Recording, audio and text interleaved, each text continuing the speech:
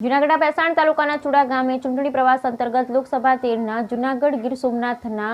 ઉમેદવાર રાજેશભાઈ ચુડાસમા સભામાં ઉપસ્થિત રહ્યા હતા। આજ રોજ જૂનાગઢના ભેસાણ તાલુકાના ચુડા ગામે ચૂંટણી પ્રવાસ અંતર્ગત લોકસભા 13 જૂનાગઢ ગીર સોમનાથના ઉમેદવાર રાજેશભાઈ ચુડાસમા સભામાં ઉપસ્થિત રહ્યા। આજ રોજ ભેસાણ તાલુકાના ચુડા ગામે જૂનાગઢ ગીર સોમનાથ લોકસભા 13ના ઉમેદવાર અને સાંસદ રાજેશભાઈ ચુડાસમા ચૂંટણી પ્રવાસ અંતર્ગત સભામાં ઉપસ્થિત રહ્યા હતા।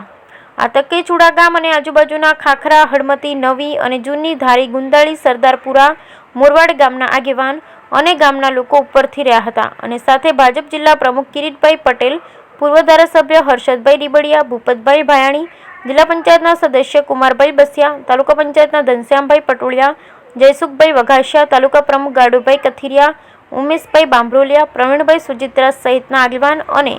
તાલુકાના જિલ્લાના આગેવાન અને આજુબાજુ ગામના સરપંચો ઉપસ્થિત રહ્યા હતા।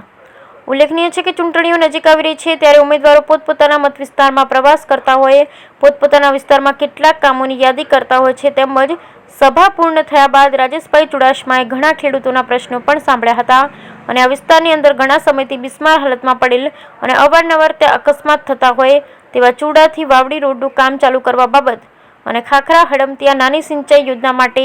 અને ચુડાથી ધારી ગુંદાળી રોડ ઉપર આવેલ ડોળેશ્વર મહાદેવની બાજુમાં અમૃત સરોવર ભરવા અને ચુડા ગામની બાજુમાં ચુડાથી ગળથ રોડ પર આવેલ અમૃત સરોવર ભરવા બાબત પણ લેખિતમાં અરજી આપી હતી